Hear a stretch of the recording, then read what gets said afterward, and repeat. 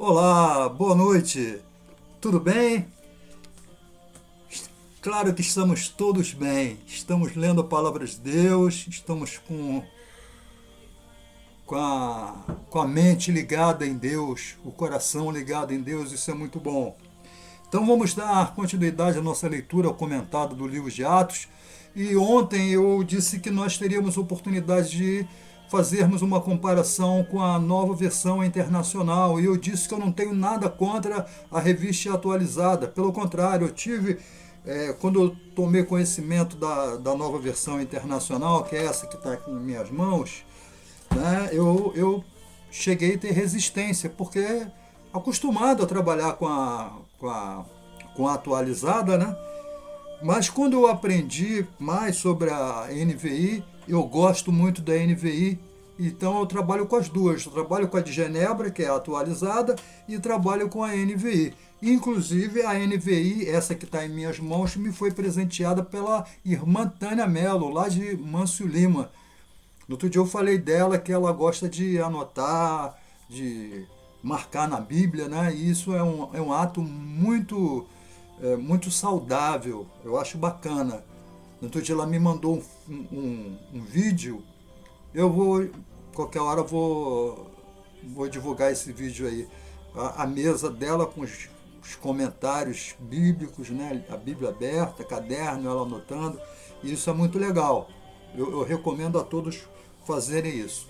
Então eu vou ler na NVI e você acompanha aí na sua versão atualizada ou corrigida ou qualquer que seja a versão que você vai ler, tá? As palavras são diferentes, mas os significados são os mesmos, tá bom? Então vamos lá, 4:32. Da multidão dos que creram, uma era a mente e um o coração. Ninguém considerava unicamente sua coisa alguma que possuísse, mas compartilhavam tudo que tinham. Com grande poder, os apóstolos continuavam a testemunhar da ressurreição do Senhor Jesus, e grandiosa graça estava sobre todos eles. Não havia pessoas necessitadas entre eles, pois os que possuíam terras ou casas as vendiam, traziam o dinheiro da venda e o colocavam aos pés dos apóstolos, que o distribuíam segundo a necessidade de cada um. José, um levita de Chipre, a quem os apóstolos deram o nome de Barnabé, que significa encorajador, vendeu um campo que possuía, trouxe o dinheiro e o colocou aos pés dos apóstolos. Então, nós lembramos lá que Pedro foi para o templo com João, né, encontraram um aleijado esmolando, eles não tinham esmola para dar para o cego, para o aleijado, mas eles, em nome do Senhor Jesus, ou seja, na autoridade do Senhor Jesus, eu tenho falado sempre isso, o nome de Jesus não é abracadabra, não é uma palavra mágica, tá? Então, quando se fala em nome de Jesus, é com a autorização de Jesus, sob a autoridade de Jesus, sob o poder de Jesus, nós vamos te curar. Então a cura é feita sob a autoridade de Jesus, sob o poder de Jesus, tá? Não é uma palavra mágica como abracadabra, né? Abra-te sésamo, e sim sarabim, fique curado. Não, isso não existe. Tá? É o poder de Jesus que cura, é o poder de Jesus que ressuscita, é o poder de Jesus que salva. Então o que acontece? Eles curaram, em nome de Jesus, o coxo. E a multidão ficou encantada achando que era eles que tinham esse poder. E aí Pedro vai e explica que não, fala sobre as profecias do Antigo Testamento que se cumpriram em Jesus, que Jesus foi morto por nós e ressuscitou no terceiro dia e vai voltar para nos trazer refrigério. Eu expliquei que esse tempo de refrigério na cabeça do judeu seria a libertação de Roma, para nós não. Para nós, tempo de refrigério é o nosso tempo de relacionamento pleno com Deus. Né? Mas para o judeu de 2000 e poucos anos atrás, era a libertação de Roma. E eles foram presos, foram levados diante da direção, né, da liderança da religião judaica, né?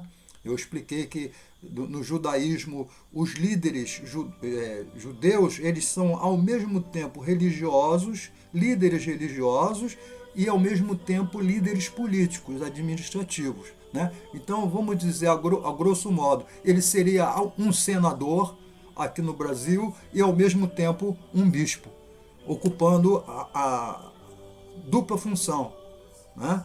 Seria o presidente da República e ao mesmo tempo o Papa, vamos dizer, para a gente entender. Ocupa função política e ocupa função função religiosa.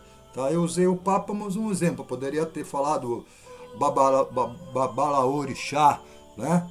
Eu poderia ter falado monge, sei lá, outra coisa assim. Então, a liderança estava ameaçada, porque Jesus ameaçou o poder, a autoridade da liderança, e é por isso até que ele foi morto, né? Por isso que eles preferiram soltar Barrabás do que soltar Jesus, porque Jesus já apresentava uma ameaça pior do que Barrabás. A ameaça de Barrabás era a espada. Aí isso Roma resolvia fácil, né? Um exército de gatos pingados era facilmente resolvido. Agora Jesus não, Jesus tinha a espada da palavra de Deus. E o autor de Hebreus, como eu disse ontem, diz que a espada, que é a palavra de Deus, tem 2 gumes. Né? Então a palavra de Deus é mais poderosa do que qualquer espada. Então, com medo do povo, eles ameaçaram os discípulos e liberaram. Os discípulos procuraram os demais, o grupo, e contaram o que tinha acontecido, e eles oraram, dizendo para Deus que eles estavam sendo ameaçados, então eles pediram a Deus para que eles não temessem, ao contrário, que Deus desse ousadia, desse intrepidez para eles. E diz o texto que o templo, o lugar onde eles estavam, tremeu, né? E eles, cheios do Espírito Santo, continuaram pregando. O verso 32 que nós lemos fala o seguinte, que o grupo, né, ele usa aqui a expressão da multidão dos que creram. Então já era uma multidão, já eram mais de 5.000 pessoas, e só nós estamos contando os homens. Né? Então já era nesse tempo, nós estamos ainda no capítulo 4 de Atos, né? Já era uma multidão. E esse grupo, eles compartilhavam tudo, ninguém era dono de nada. Por conta disso, ninguém tinha necessidade, ninguém passava necessidade. Tá? Se alguém tinha um imóvel, uma casa, diz o texto, ou um terreno, pegava, vendia, e esse dinheiro, fruto dessa venda, eles depositavam aos pés, né, dos apóstolos, significa, deixavam sob administração dos apóstolos, né, que distribuía para o povo conforme a necessidade de cada um. Gente, o meu WhatsApp está aberto, o telefone. Se eu falar alguma coisa e vocês não entenderem, por favor, perguntem. Tá bom? Então, o fruto dessas vendas, se alguém vendesse alguma coisa, eles entregavam sob a administração dos apóstolos, que, de acordo com a necessidade, distribuía esses bens. Ele fala aqui a respeito de um sujeito chamado José, que era natural de Chipre, né, da cidade chamada Chipre, e ele tinha como apelido, né, ele é conhecido como Barnabé.